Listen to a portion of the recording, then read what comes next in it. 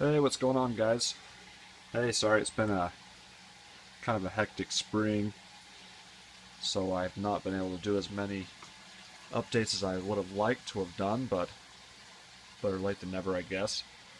For you guys that have not been watching my videos, this is my 1,400 gallon tank. It's 12 feet by 4 feet by 4 feet, so just a little over 1,400 gallons. Well, you can see that I've rescaped it and added and removed some different fish, which I will go over here in a minute.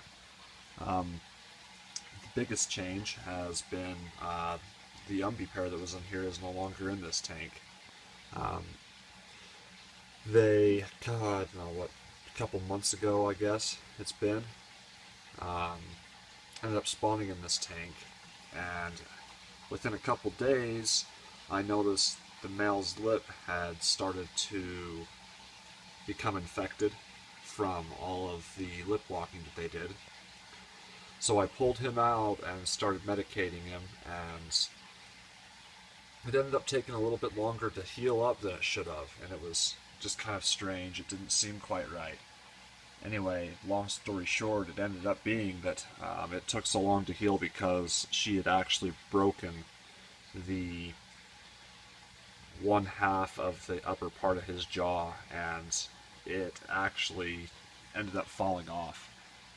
So he's missing half of the upper part of his jaw. He's fully recovered now, other than he doesn't have half of the upper part of his jaw, but that did end up falling off, and I just didn't feel like that he was capable of being in a community tank anymore. He couldn't defend himself. He got to where he was quite skittish around other fish. Um, he glass bangs with me, my daughter, acts like himself, but the other fish in the tank do kind of stress him out. So anyway, just gonna be a wet pet from now on.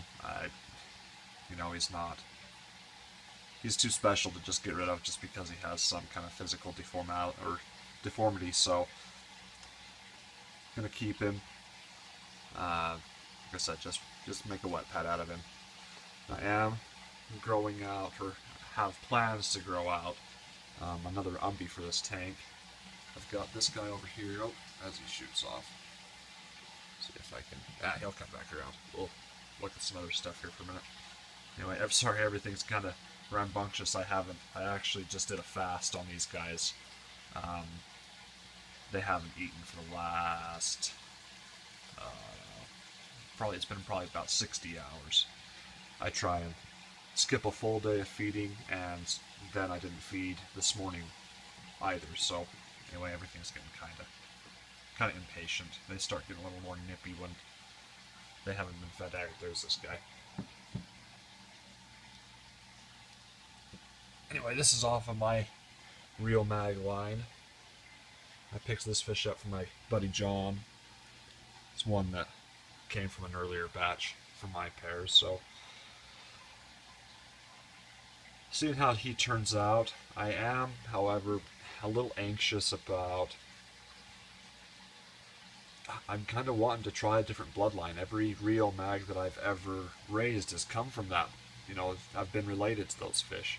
I started out with that pair. Those were the first dumpies I've ever had, and every Rio Mag I've had since has come from them. So I'm kind of wanting to try just something new. Dan from Cyclids of the Americas has got a really awesome line of umbies, and I'm kind of wanting to give them a shot just to see the differences.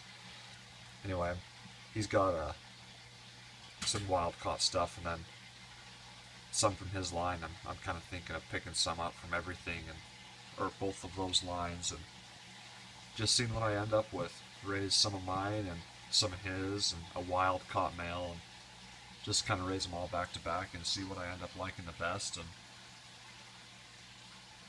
putting it in this tank and having it be the centerpiece.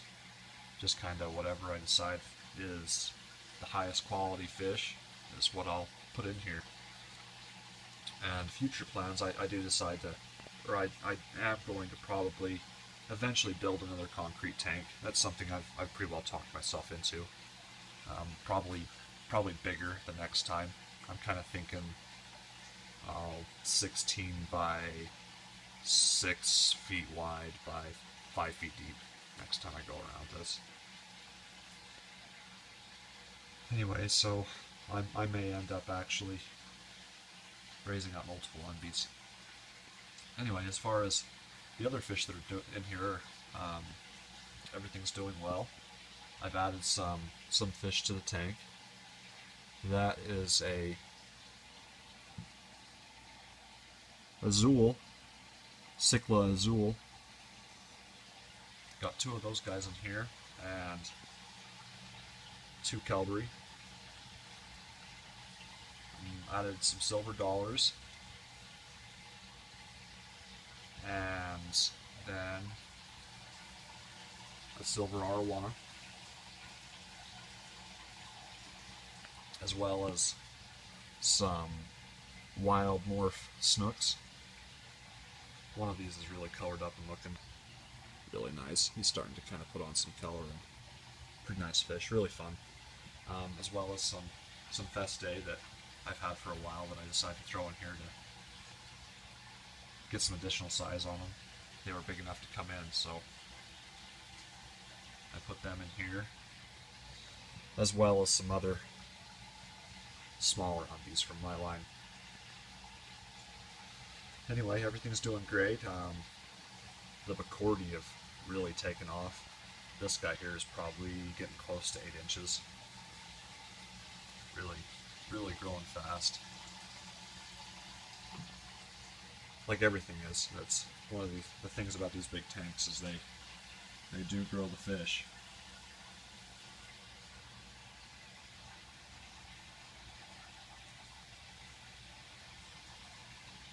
The boss of the tank kind of goes back and forth between the big male Persei, I guess is how you actually pronounce that. I'm always butchering that name.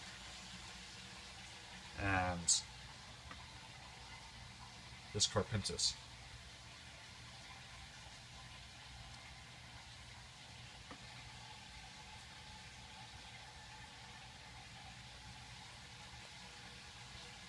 Anyway, I did a big rescape a couple nights ago. Had some floating driftwood that I ended up propping up in the tank and wedging it in various places, trying to make it stick and stay towards the bottom and kind of throughout the water column. And really pretty happy with the result. I need a lot more. I'm wanting to add 3 or 4 times the amount of driftwood that I already have in here to the tank.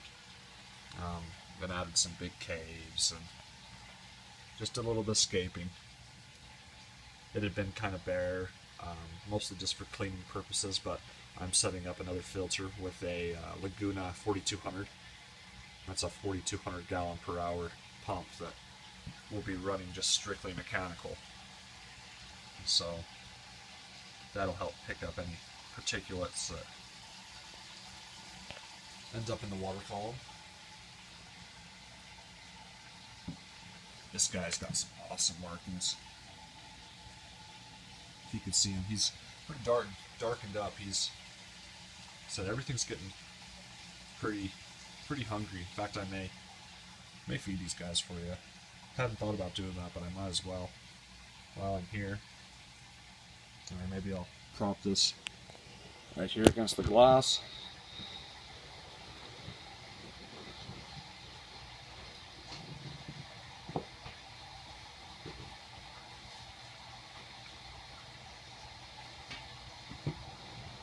Sorry, it takes me a second to get set up. Gotta open up my top and unplug a big power head that I have and get my bucket open. There we go. Anyway, grab a little handful. Still strictly NLS. Throw that in there. Oh geez, it's gonna get wet. Water coming out of the tank.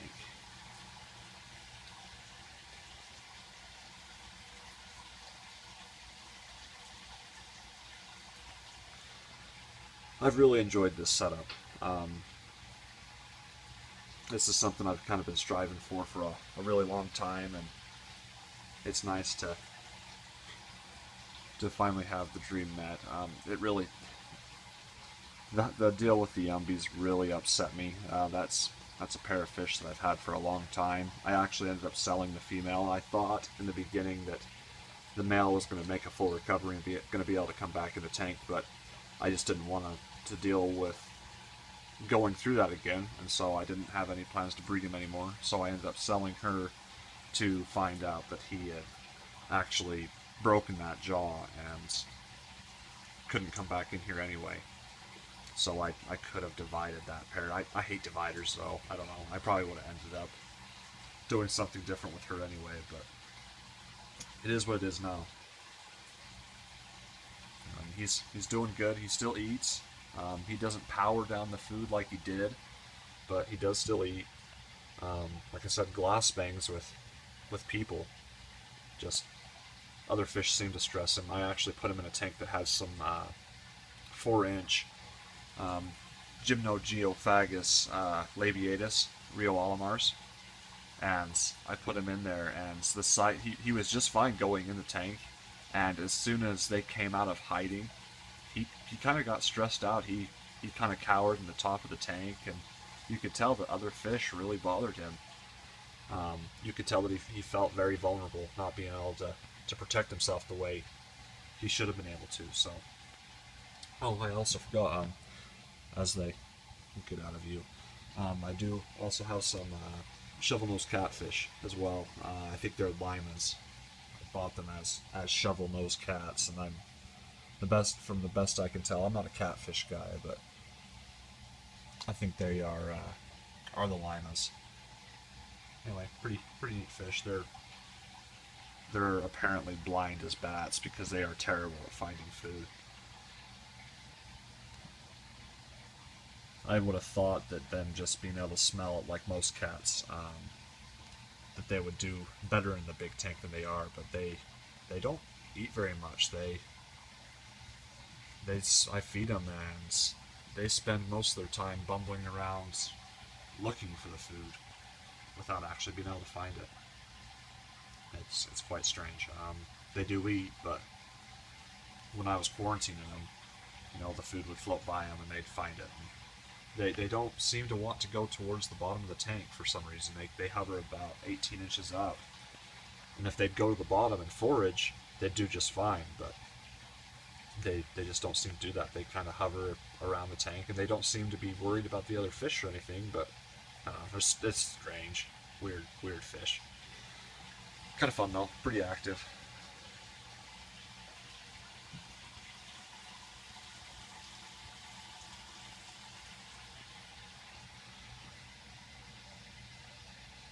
This guy, he's probably 13, maybe a little bigger than that, 13 inches or so. Big bulky fish. The big Persei is 14, 15 inches, somewhere in that range. He's a brute. Really fun fish. Anybody that hasn't kept these fish and has the space to do so, do it. They're worth it.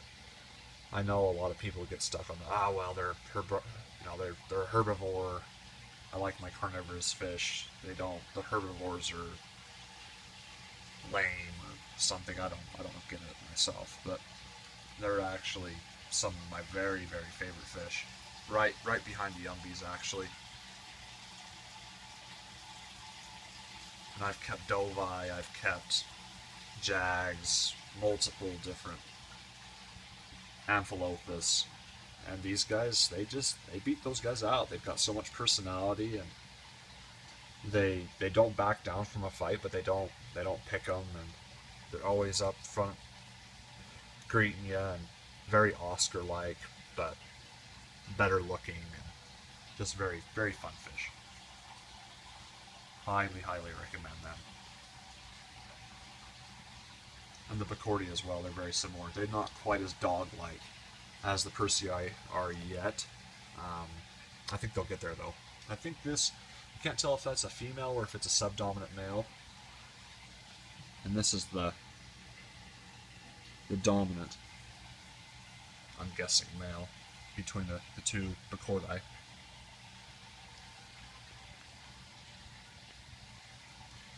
than Dory. My wife, for some reason, named this fish Dory. I don't know. It reminded her of Dory off of Finding Nemo, I guess, for some reason.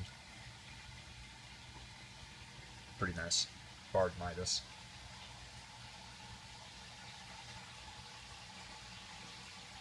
Basically, everything in this tank has come, are either fish that I've raised or have come from Dan at Cichlids of the Americas. And anybody that hasn't bought from him, give Dan a try. He does a phenomenal job. You've got just awesome stock.